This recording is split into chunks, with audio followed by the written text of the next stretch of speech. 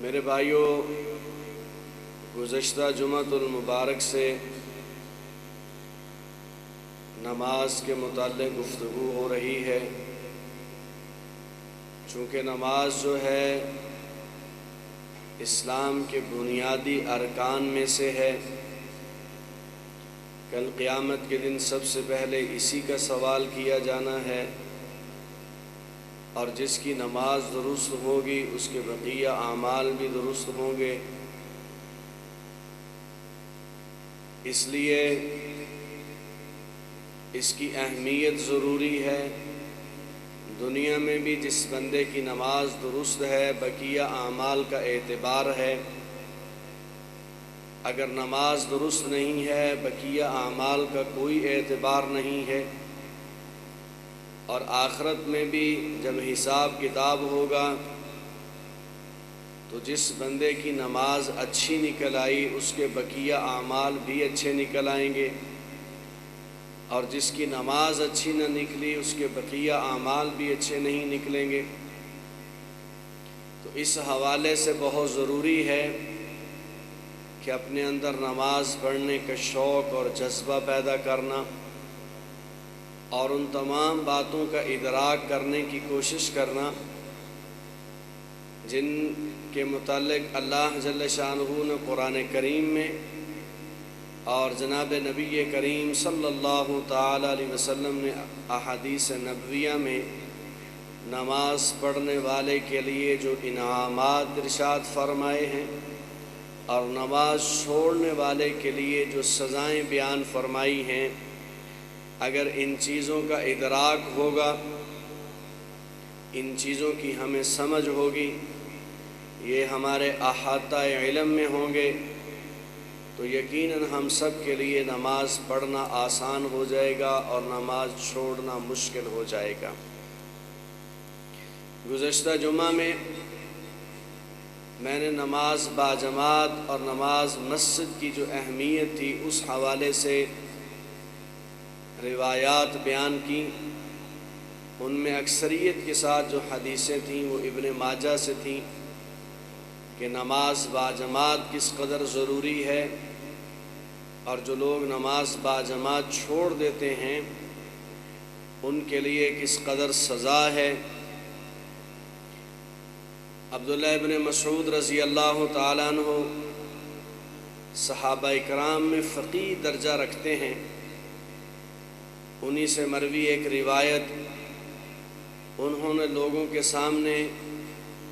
نماز باجماعت کے فضائل بیان فرمائے اور نبی علیہ السلام کی احادیث بیان کی، اور فرمایا کہ لوگوں یہ جو نماز باجماعت مسجد میں ادا کرنا ہے، یہ اللہ جل شانہ نے اپنے حبیب کو جو ہدایت کے راستے عطا فرمائے ہیں ان ہدایت کے راستوں میں سے ایک راستہ ہے۔ جو ہدایت کے راستے ہیں، جن ہدایت کے راستوں کو بندہ ہر نماز میں اللہ سے مانگ رہا ہے، اہدنا الصراط المستقیم کہہ کر نماز باجماعت ادا کرنا، یہ ہدایت کے راستوں میں سے ایک راستہ ہے جو اللہ جل شانہ نے اپنے حبیب کو عطا فرمایا ہے۔ توجہ رکھنا، عبداللہ ابن مسعود رضی اللہ تعالیٰ عنہ فرماتے ہیں کہ لوگوں تم نماز باجماعت ادا کرتے رہو، جب تم نے نماز باجماعت چھوڑ دو گے تو تم ہدایت کا راستہ چھوڑ دو گے اور اللہ جل شانہ تمہیں گمراہ کر دے گا۔ اتنے سخت الفاظ گزشتہ جمعے میں جو احادیث بیان ہوئی تھی ان میں بھی بڑے سخت الفاظ تھے نماز باجماعت چھوڑنے والے لوگوں کے لیے۔ ایک ہے نماز باجماعت پورے اہتمام کے ساتھ ادا کرنا، جس کا اللہ جل شانہ نے تذکرہ فرمایا قد افلح المؤمنون الذین هم فی صلاتهم خاشعون۔ یہ جو نماز خشوع خضوع کے ساتھ، اہتمام کے ساتھ، ترتیب کے ساتھ لوگ پڑھ رہے ہیں، ان کے بارے میں اللہ جل شانہ فرماتے ہیں کہ یہ لوگ کامیاب ہو گئے ہیں، یہی لوگ کامیاب ہیں جو نماز پڑھ رہے ہیں خشوع خضوع کے ساتھ، اہتمام کے ساتھ اور ترتیب کے ساتھ۔ لیکن اگر دوسرے لوگ ہیں، کبھی نماز پڑھ لی اور کبھی چھوڑ لی، کبھی دو نمازیں اکٹھی ہو گئیں تو کبھی تین نمازیں اکٹھی ہو گئیں، اگر ایک دن میں 5 نمازیں ادا کر لی تو 2-4 دن پھر چھٹی ہو گئی، اس طرح کی جو نمازیں ہیں ان کے بارے میں اللہ جل شانہ نے فرمایا فویل للمصلین، فویل للمصلین۔ اللہ فرماتے ہیں نمازیوں کے لیے ہلاکت ہے۔ ویل کا لفظ استعمال فرمایا، ویل کا، اللہ جل شانہ فرماتے ہیں ایسے نمازیوں کے لیے فویل للمصلین الذین هم عن صلاتهم ساہون، جو اپنی نماز میں سستی اختیار کیے ہوئے ہیں،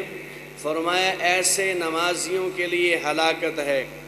جو بندہ نماز سرے سے پڑھتا ہی نہیں، وہ موضوع بحث ہی نہیں،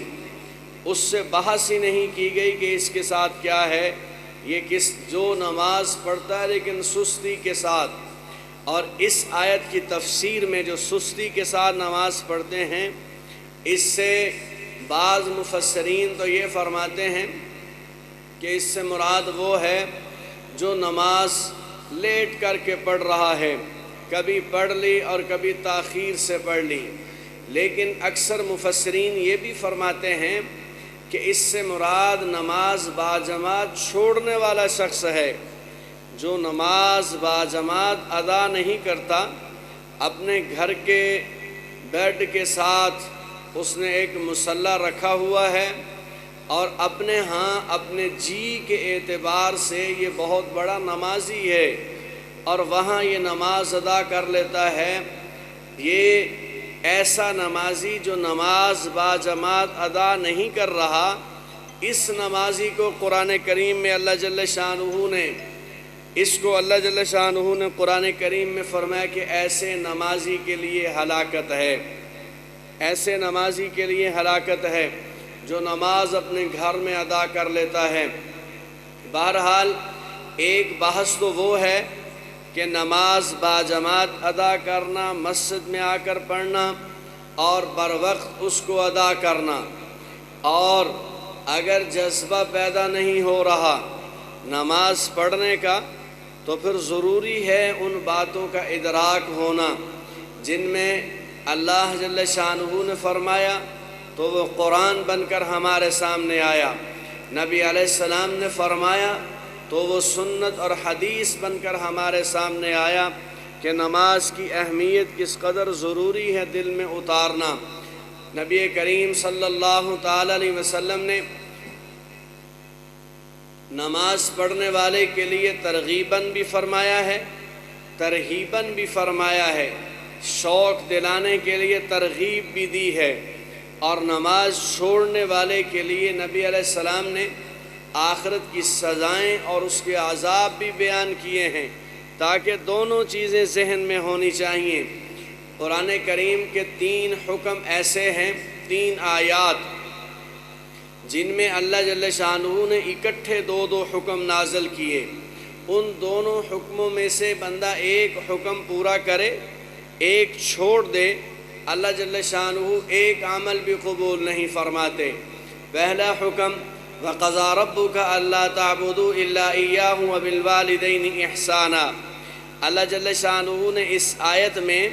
حکم دیا اپنے بندوں کو کہ میرے بندو میرے ساتھ کسی کو شریک نہ ٹھہرانا، میں وحدہ لا شریک ہوں، تو بندے کو موحد بننے کا حکم دیا۔ اسی آیت میں اللہ جل شانہ نے دوسرا حکم دیا وَبِالْوَالِدَيْنِ إِحْسَانًا، اپنے والدین کے ساتھ حسن سلوک کرو۔ اگر کوئی بندہ اللہ جل شانہ کے ساتھ موحد اور توحید والا معاملہ تو رکھتا ہے لیکن ماں باپ کا نافرمان ہے، اللہ جل شانہ اس بندے کی توحید کو قبول نہیں فرماتے۔ اور اگر کوئی بندہ ماں باپ کا فرما بردار ہے لیکن رب العالمین کے ساتھ شرک ٹھہرائے ہوئے ہے، تو اللہ جل شانہ اس بندے کی والدین کی اطاعت اور فرما برداری کو بھی قبول نہیں فرماتے۔ دونوں حکم آئے ایک ہی آیت میں تو بیک وقت دونوں کا پورا کرنا لازمی ہے۔ دوسرا حکم اللہ جل شانہ نے نازل فرمایا اقیموا الصلاۃ وآتوا الزکاۃ، نماز پڑھو اور زکوٰۃ ادا کرو۔ جو بندہ نماز پڑھے زکوٰۃ ادا کرنا چھوڑ دے، اللہ جل شانہ اس کی نماز قبول نہیں فرماتے، اور جو بندہ زکوٰۃ ادا کرے نماز چھوڑ دے، اللہ جل شانہ اس کی زکوٰۃ قبول نہیں فرماتے۔ اور بڑی صراحت کے ساتھ واضح حدیثیں ہیں جہاں یہ حدیث موجود ہے کہ نبی علیہ السلام نے فرمایا، لوگوں نماز بڑی محبت کے ساتھ اور بڑے خشوع خضوع کے ساتھ پڑھنا۔ جو بندہ نماز پڑھے عجلت کے ساتھ، تیزی کے ساتھ، فرمایا جو بندہ بھی نماز پڑھ رہا ہوتا ہے اس کی نماز دو حال سے خالی نہیں ہوتی، یا تو وہ اپنے رب کے تمام احکامات کو پورا کرتے ہوئے نماز پڑھ رہا ہے، فرمایا اس کی نماز اٹھائی جاتی ہے آسمان کی جانب اور فرشتے اس کو لے کر کے جاتے ہیں اور اس کے لیے آسمان کے دروازے کھلتے جاتے ہیں اور نماز اللہ جل شانہ کی بارگاہ میں قبولیت اختیار کر جاتی ہے۔ اور اگر نماز ایسی ہو کہ جس کو بندہ مصیبت خیال کیے ہوئے ہو کہ میں کہاں پھنس گیا، اور عجلت کے ساتھ ہو اور تیزی کے ساتھ ہو اور مصیبت اور پریشانی سمجھتے ہوئے پڑھ رہا ہو، یہ جو نمازی ہے اس کے نماز پڑھنے کے بعد اس کی نماز بھی اٹھتی ہے، لیکن اللہ کے رسول نے فرمایا اس کے لیے آسمان کے دروازے نہیں کھلتے۔ میرا رب فرماتا ہے میں سب سے زیادہ غیرت والا ہوں، مجھے ایسی نماز کی ضرورت نہیں ہے جو اکتاہٹ کے ساتھ اور بندہ پھنسے ہوئے پڑھ رہا ہے، ایسی نماز کی مجھے ضرورت نہیں ہے، اس پر لٹا دو۔ نبی علیہ السلام نے فرمایا تنبیہ الغافلین میں فقیہ ابو اللیث سمرقندی نور اللہ مرقدہ یہ حدیث بیان کرتے ہیں، اس کی نماز کو ایک بدبودار اور بوسیدہ کپڑے میں لپیٹ کر کے اس نمازی کے منہ پر مار دی جاتی ہے۔ یعنی ایسی روایات ہیں جس سے معلوم ہو رہا ہے کہ نماز پڑھنے کے بعد بھی نماز قبول نہیں ہو رہی۔ تو یہاں بھی آیت میں دو حکم آئے، اقیموا الصلاۃ وآتوا الزکاۃ، نماز پڑھو اور زکوٰۃ ادا کرو۔ جو بندہ نماز پڑھے زکوٰۃ چھوڑ دے اس کی نماز قبول نہیں، اور جو بندہ زکوٰۃ ادا کرے نماز چھوڑ دے اس کی زکوٰۃ بھی قبول نہیں۔ اللہ فرماتے ہیں پورے فرما بردار بن کر آؤ، پورے فرما بردار بن کر آؤ۔ اور ایک صحابی ہیں حضرت عبداللہ ابن عمرو بن العاص رضی اللہ تعالیٰ عنہ، وہ فرماتے ہیں جناب نبی کریم صلی اللہ تعالیٰ علیہ وسلم نے فرمایا، نبی علیہ السلام نے نماز کی ترغیب دی، نماز باجماعت اہتمام کرنے کا حکم دیا، تو نبی علیہ السلام نے فرمایا لوگوں جو بندہ نماز ادا کرتا ہے اہتمام کے ساتھ فرمایا اللہ جل شانہ اس کو 3 انعام عطا فرماتے ہیں، 3 انعام آخرت میں، 3 انعام۔ پہلا انعام رب العالمین اس کو یہ عطا فرمائیں گے کہ اس کی نماز کل قیامت کے دن اس کے سامنے نور بن جائے گی، روشنی بنے گی، جہاں کوئی اس کے لیے روشنی کا انتظام نہیں ہوگا تو اس کی نماز اس کے لیے روشنی بن جائے گی، جسے قرآن کریم نے بھی بیان کیا کہ نورہم یسعی بین ایدیہم و بایمانہم بشراکم اليوم۔ اور اللہ جل شانہ نے فرمایا یہ وہی لوگ ہوں گے جو اللہ جل شانہ سے دعا کر رہے ہوں گے کہ یا اللہ ہمارے نور کو مکمل کر دے، اس کو پورا کر دے۔ یعنی یہ چلیں گے، ان کی روشنی، ان کے حصے کا نور نمازی آدمی کے آگے آگے چل رہا ہوگا، اور سورہ حدید میں اس کی تفصیلات بھی ہیں۔ میں اس جانب جا نہیں رہا کہ جہاں منافقین اور بے نماز لوگ دیکھیں گے کہ ایمان والے چل رہے ہیں، ان کے آگے ان کا نور چل رہا ہے، تو ان کے نور سے منافقین روشنی حاصل کرنے کے لیے آگے بڑھیں گے، تو ان سے کہا جائے گا کہ پیچھے لوٹ جاؤ، اپنا نور تلاش کر کے لاؤ اور روشنی تلاش کر کے لاؤ۔ یہ قرآن کریم میں 2 جگہ سورہ حدید میں تفصیل کے ساتھ اور سورہ تحریم میں اللہ جل شانہ نے اس کو تفصیل کے ساتھ بیان کیا ہے۔ عبداللہ ابن عامر بن العاص رضی اللہ تعالیٰ عنہما بھی یہی بیان فرما رہے ہیں کہ نبی علیہ السلام نے فرمایا، جو بندہ نماز کا اہتمام کرتا ہے، کل قیامت کے دن اس کی نماز اس کے سامنے نور بن کر اندھیروں میں روشنی کیے ہوئے ہوگی، چل رہی ہوگی، اور اس کی نماز جو ہے یہ اللہ جل شانہ کی بارگاہ میں حجت اور دلیل بن کر پیش ہوگی۔ وہ جگہ حجت اور دلیل بنے گی، زمین کا وہ ٹکڑا جہاں نماز کی ادائیگی کی ہوگی، وہ ٹکڑا اللہ جل شانہ کی بارگاہ میں سفارشی بن کے جائے گا کہ یا اللہ یہ بندہ آیا تھا، اس نے مجھ پر کھڑے ہو کر ظہر کی نماز پڑھی۔ ایک ٹکڑا آئے گا اور کہے گا یا اللہ اس نے مجھ پر کھڑے ہو کر عصر کی نماز پڑھی۔ ایک ٹکڑا آئے گا کہ یا اللہ اس نے یہاں پر کھڑے ہو کر عشاء کی نماز۔ زمین کا ہر ذرہ جہاں اس نے نماز پڑھی ہوگی یہ سفارشی، اور نماز خود سفارشی ہے، نماز خود حجت اور دلیل ہے۔ اور نبی علیہ السلام نے فرمایا تیسرا انعام کہ نماز اس بندے کو اللہ کے عذاب سے نجات دلا دے گی۔ 3 انعام آ گئے، نماز نور بن جائے گی، نماز حجت اور دلیل بن جائے گی، اور نماز اس بندے کی نجات کا سبب اور ذریعہ بن جائے گی۔ اور نبی علیہ السلام نے فرمایا لوگو، عبداللہ ابن عمرو بن عاص کی یہی حدیث چل رہی ہے اور مشکات المصابیح کی حدیث ہے، اور نبی علیہ السلام نے فرمایا لوگو جو بندہ نماز کا اہتمام نہیں کرتا، نہ کل قیامت کے دن اس کے لیے روشنی ہوگی، نہ اس کے لیے حجت اور دلیل ہوگی، نہ اس کے پاس نجات کا سبب اور ذریعہ کوئی چیز موجود ہوگی، بلکہ اللہ کے رسول نے فرمایا، لوگوں کان کھول کر سننا، اللہ کے رسول نے فرمایا اس بندے کا حشر کل قیامت کے دن فرعون، حامان اور ابی بن خلف کے ساتھ ہوگا۔ اس کا حشر ابو بکر صدیق کے ساتھ نہیں ہے، اس کا حشر فاروق اعظم کے ساتھ نہیں ہے، اس کا حشر صحابہ اکرام یا اہل بیت، یا اس بندے کا حشر انبیاء علیہ السلام کی جماعت کے ساتھ نہیں ہو رہا جو نماز میں سستی کرتا ہے۔ یہاں بے شک زبانی دعوے ہوں، یہاں بے شک زبانی دعوے جتنے مرضی ہوں، لیکن نبی علیہ السلام نے فرمایا بے نمازی آدمی یعنی نماز میں سستی کرنے والا، اس کا حشر کل قیامت کے دن فرعون، حامان اور ابی بن خلف کے ساتھ ہونے والا ہے۔ کیوں؟ اس لیے کہ وہ بھی رب کے سامنے نہیں جھکے، یہ بھی رب کے سامنے نہیں جھک رہا۔ فرعون کو ساری دنیا جانتی ہے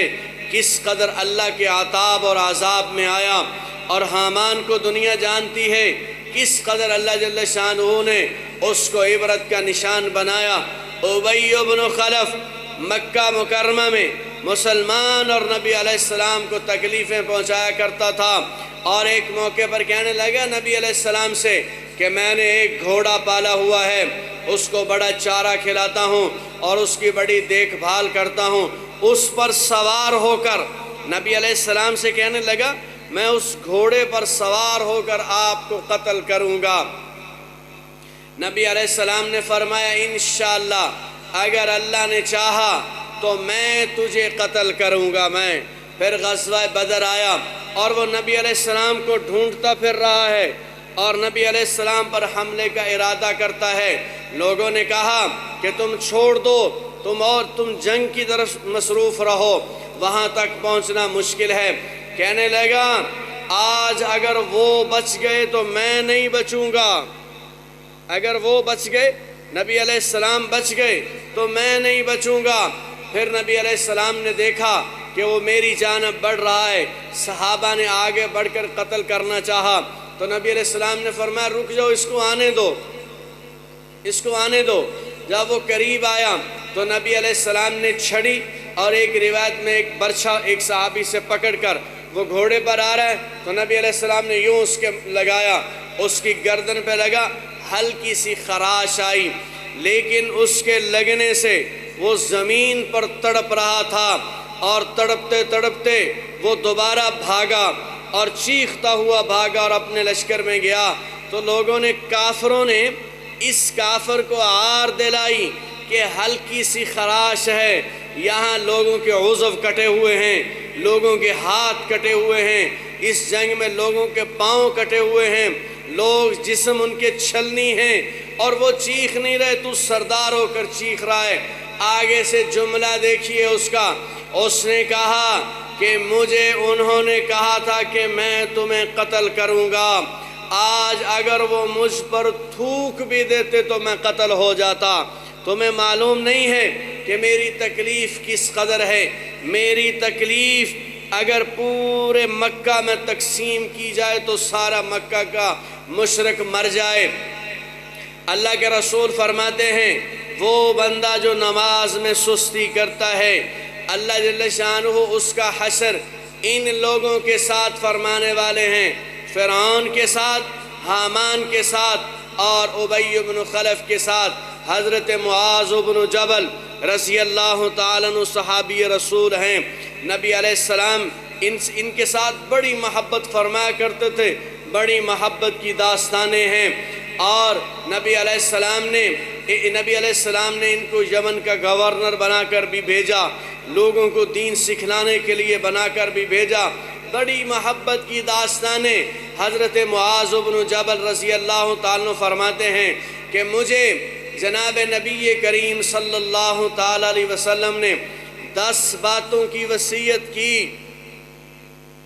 10 باتوں کی، اور نبی علیہ السلام نے فرمایا معاذ یہ 10 باتیں نہ چھوڑنا۔ نبی علیہ السلام نے سب سے پہلی بات فرمایا معاذ اللہ کے ساتھ کسی کو شریک نہ ٹھہرانا، چاہے تجھے قتل کر دیا جائے، چاہے تجھے آگ میں جھونک دیا جائے، اللہ کے ساتھ کسی کو شریک نہ ٹھہرانا۔ اور نبی علیہ السلام نے دوسری بات فرمائی معاذ، نبی علیہ السلام نے فرمایا معاذ اپنے ماں باپ کی نافرمانی نہ کرنا، اپنے ماں باپ کی نافرمانی نہ کرنا، اگرچہ تیرے ماں باپ تجھ سے ناراض ہو کر اپنے مال سے ہاتھ کھینچ لیں اور تجھ سے کہیں کہ اپنے بال بچوں سمیت ہمارے گھر سے نکل جا، تجھے ہم اپنی جائیداد میں سے ذرہ بھی دینے کے لیے تیار نہیں، تو نبی علیہ السلام نے فرمایا معاذ گھر چھوڑ کر چلے جانا، نافرمانی نہ کرنا، ان سے مال کا تقاضا نہ کرنا۔ اور نبی علیہ السلام نے فرمایا معاذ کبھی شراب نہ پینا۔ نبی علیہ السلام نے فرمایا معاذ اپنے بچوں کی تربیت کرنا، بے شک تمہیں ان پر ڈنڈا ہی کیوں نہ اٹھانا پڑے۔ اور فرمایا معاذ اپنی اولاد کو اللہ سے ڈراتے رہنا، ان کے دلوں میں اللہ کی خشیت بٹھاتے رہنا، وہ جوں جوں بڑے ہو رہے ہوں ان کی تربیت میں یہ بات داخل کر دینا کہ میرا رب اس ساری کائنات کا مالک ہے، میرا رب میرا مالک ہے، میرے ذمے ہے اپنے رب کی فرما برداری میں چلنا، اپنے بیٹوں کو اپنے سامنے بٹھا کر ان کے دلوں میں اپنے رب کی خشیت بٹھانا، اللہ کی محبت بٹھانا۔ اور ایک بات جو نبی علیہ السلام نے فرمایا معاذ نماز نہ چھوڑنا کبھی جان بوجھ کر، نماز نہ چھوڑنا کبھی جان بوجھ کر، اس لیے کہ جو بندہ نماز جان بوجھ کر چھوڑ دیتا ہے اللہ کے ذمے سے نکل جاتا ہے۔ اللہ جل شانہ نے ہر کلمہ گو کا ذمہ اٹھایا، لا الہ الا اللہ محمد الرسول اللہ پڑھنے والے کا اللہ نے ذمہ اٹھایا ہے کہ تو میری نافرمانی نہ کرنا یہ تیرے ذمے ہے،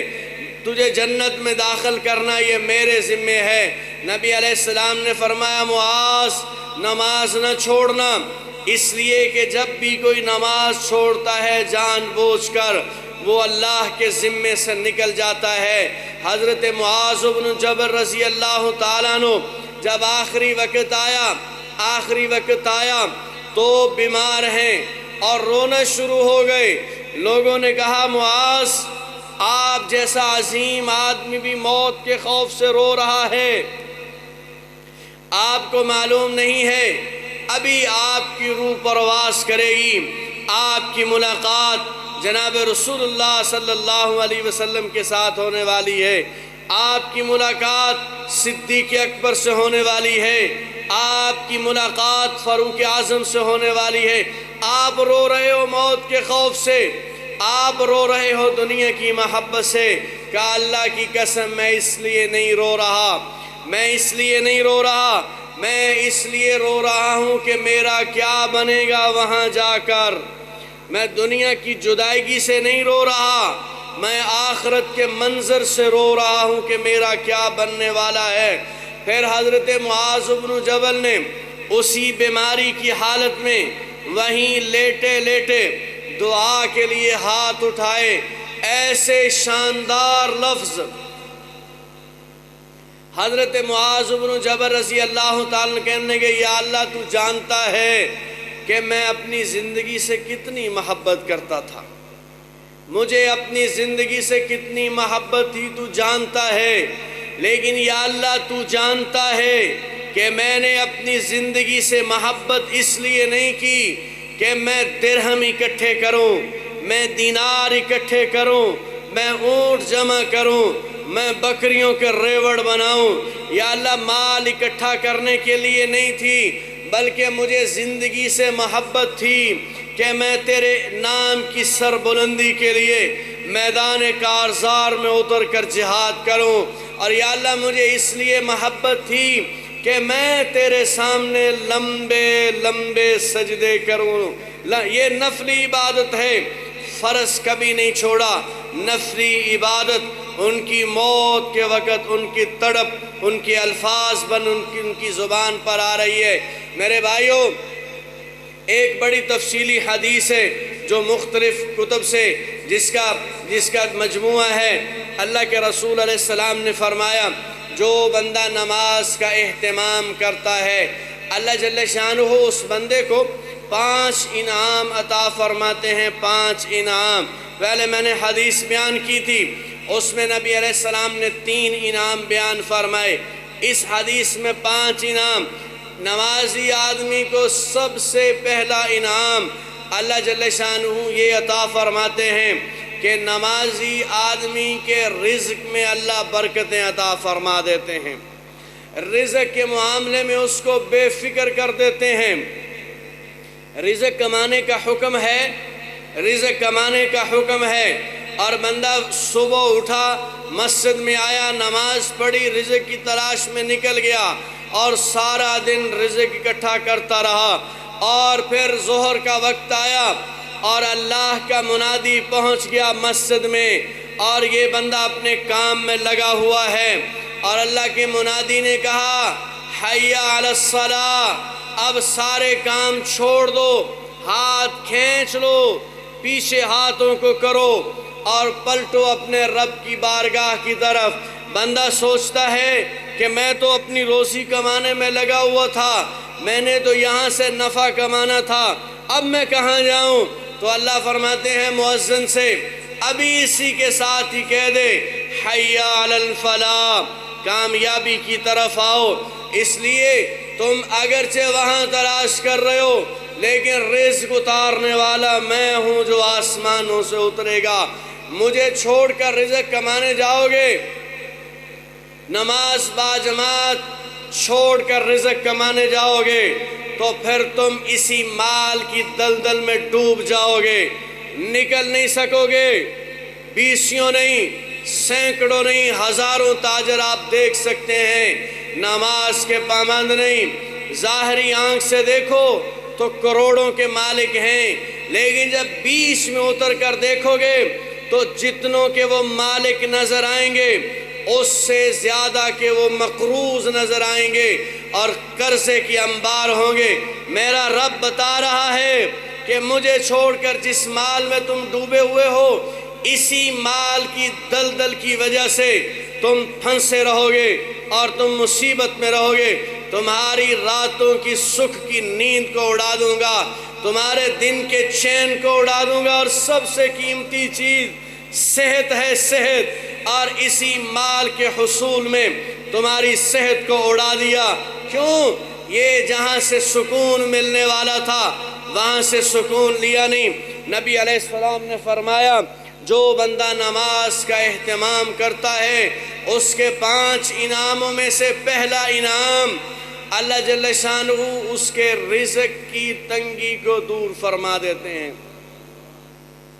دوسرا انعام نبی علیہ السلام نے فرمایا اس سے عذاب قبر ہٹا دیا جاتا ہے۔ تیسرا انعام میدان محشر میں اللہ جل شانہ اس کا نامہ اعمال اس کے دائیں ہاتھ میں عطا فرمائیں گے۔ اور چوتھا انعام نبی علیہ السلام نے فرمایا پل صراط سے بجلی کی طرح گزار دیا جائے گا، اور گزرنے کے بعد لوگوں سے پوچھے گا ہم دنیا میں سنا کرتے تھے کہ کوئی پل صراط آئے گی بال سے زیادہ باریک ہوگی، کوئی پل صراط آئے گی تلوار سے زیادہ تیز ہوگی، ہمیں کہیں نظر نہیں آئی۔ فرشتے بتائیں گے ابھی جہاں سے گزر کے آئے ہو، ابھی جہاں سے گزر کے آئے ہو یہ پل صراط ہی تھی، لیکن تمہاری نماز کا اہتمام، نماز کی برکت سے اللہ جل شانہ نے تمہیں بجلی کی طرح یہاں سے گزار دیا۔ اور 5واں انعام اللہ جل شانہ نمازی آدمی کو بغیر حساب کتاب کے جنت میں داخل فرمائیں گے۔ اور نمازی آدمی وہ جس کا دل مسجد میں اٹکا رہتا ہے، جس کا دل مسجد میں اٹکا رہتا ہے۔ اور نبی علیہ السلام نے فرمایا جو بندہ نماز کا اہتمام نہیں کرتا اس کو 15 طریقے سے عذاب ہوتا ہے، 15 طریقے سے۔ دنیا میں 5 طریقے سے عذاب، موت کے وقت 3 طریقے سے عذاب، قبر میں 3 طریقے سے عذاب، قبر سے اٹھنے کے بعد میدان محشر میں 4 طریقے سے عذاب۔ یہ 15 طریقے سے اس کو سزا ملتی ہے کہ وہ بندہ جو دنیا میں کھاتا اللہ کا ہے، پہنتا اللہ کا ہے، اور سانس اللہ کے دیے ہوئے، رزق اللہ کا دیا ہوا، خاندان اور کنبہ قبیلہ اللہ کا دیا ہوا، دھرتی اللہ کی دی ہوئی، اس کے پاس ہر کسی کے لیے وقت ہے، ہر کسی کے لیے ٹائم ہے۔ کوئی بندہ بلائے مجھے کام ہے یہ فوراً پہنچتا ہے، لیکن اللہ بلائے اس کے پاس ٹائم نہیں ہے۔ لوگ ایک بندہ آیا میرے کہنے لگا جی یہ میرے بچے نماز نہیں پڑھتے، ان سے کہو نماز پڑھیں، ان سے کہو نماز پڑھیں۔ میں نے کہا بھائی جب تک تم نماز نہیں پڑھو گے یہ کیسے پڑھیں گے؟ اور تم تو خواب خرگوش میں صبح سوئے رہتے ہو لمبی تان کر۔ اور نبی علیہ السلام نے فرمایا کہ جو بندہ فجر کی نماز کے لیے نہیں اٹھتا اور سویا رہتا ہے، شیطان آتا ہے اور اس کے کان میں پیشاب کر کے چلا جاتا ہے۔ یہ سارا دن غلاظت سنے گا، یہ سارا دن گالیاں سنے گا، سارا دن غیبت سنے گا، سارا دن چغلی سنے گا، سارا دن اسلام کے خلاف باتیں سنے گا، نہ اچھا سنے گا نہ یہ اچھا بولے گا۔ یہ بندہ کہے میرے بچے نماز نہیں پڑھتے، بھائی آپ پڑھو گے تو یہ آپ کو دیکھ کر پڑھیں گے، بچے بھی دیکھیں گے نا۔ ہمارا باپ اٹھ کر صبح رات کے اندھیرے میں جو ہے وہ اللہ کے گھر میں جا رہا ہے، اگر ہمارا باپ جا رہا ہے ہمیں بھی جانا چاہیے۔ اور اگر اولاد دیکھے کہ باپ نہیں جا رہا بیٹے کیسے جائیں گے؟ اور میں ایک عجیب بات بتاتا ہوں، ایک ساتھی عجیب باتیں کرتے ہیں۔ ایک ساتھی آئے اور کہنے لگے جی میرے بچے بڑے بدتمیز ہو گئے ہیں، انہیں تہذیب سکھاؤ، انہیں ترغیب دو۔ یہ کہنا نہیں مانتے، یہ کہنا نہیں مانتے۔ ایک باپ کہہ رہا ہے اپنے بیٹے کے بارے میں کہ یہ فرما بردار نہیں ہے، اور باپ کون ہے؟ باپ کون ہے؟ جو نماز نہیں پڑھتا، رب کا کہنا نہیں مان رہا، وہ کہتا میرے بیٹے میرا کہنا نہیں مان رہے۔ وہ باپ جو رمضان کے روزے نہیں رکھتا، وہ کہتا میرے بیٹے میرا کہنا نہیں مانتے۔ وہ باپ جو سنت رسول کو ذبح کیے ہوئے ہے اور کہتا ہے کہ میری اولاد میرا کہنا نہیں مانتی۔ ارے بھائی کیسے مانے؟ تو ذی شعور ہو کر اور ذی سمجھ ہو کر تو اپنے رب کا کہنا نہیں مان رہا، تیری اولاد کیسے مانے گی؟ میں نے کہا بھائی اپنے ماں باپ کے لیے استغفار کرو، تمہارے ماں باپ فوت ہو گئے ہیں، ان کے لیے استغفار کرو، کثرت کے ساتھ استغفار کرو۔ کہنے لگا جی وہ میں کرتا ہوں، اور ربی جعلنی بھی پڑھتا ہوں، اور بھی دعائیں میں پڑھتا ہوں۔ میں نے کہا رات کو سونے سے پہلے کبھی چارپائی پر بیٹھ جانا اور سوچنا، اپنے ماں باپ کی بھلائیوں کو سوچنا، ان کے لیے، ان کی بخشش کے لیے، دعا کے لیے ہاتھ اٹھا دینا اور اللہ سے کہنا کہ یا اللہ میرے ماں باپ کی مغفرت فرما دے۔ میں سوتا نہیں ہوں جب تک ماں باپ کے لیے استغفار نہ کروں، میں سوتا نہیں ہوں جب تک اپنے استاد کے لیے استغفار نہ کروں، معافی نہ مانگوں۔ اور بسا اوقات ایسا بھی ہوتا ہے کہ رات 12-1 بجے کے بعد سونا پڑتا ہے، تب بھی ان کے لیے استغفار کیے بغیر نہیں سوتا۔ تو میں نے کہا ان کے لیے استغفار کرنا کثرت سے۔ وہ چلا گیا بندہ، وہ ساتھی بیٹھا وہ مجھے کہنے لگا یہ جو اولاد کی نافرمانی کا وظیفہ آپ نے بتایا ہے میری سمجھ سے بالاتر ہے۔ اولاد نافرمان ہے تو وظیفہ کیا بتایا جی؟ اپنے فوت شدہ ماں باپ کے لیے استغفار کرو۔ تو کہا جی یہ وظیفہ میں نے تو کہیں نہیں پڑھا، میں نے کہیں نہیں پڑھا۔ تو اس بندے کو میں نے نہیں بتایا جس کے سامنے یہ بات ہوئی۔ ابھی میں بتا رہا ہوں کہ کسی کو معلوم نہیں ہے کہ پوچھنے والا کون تھا۔ میں نے کہا جیسے یہ آج شکایت لے کر آیا ہے کہ میری اولاد میرا کہنا نہیں مانتی، عین کچھ زمانہ پہلے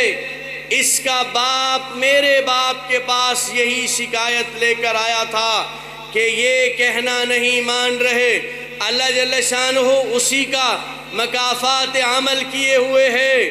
اسی کی جزا اور اسی کا بدلہ آ رہا ہے۔ اب ظاہر بات ہے ماں باپ چلے گئے ہیں، معافی نہیں مانگ سکتا، ماں باپ چلے گئے ہیں،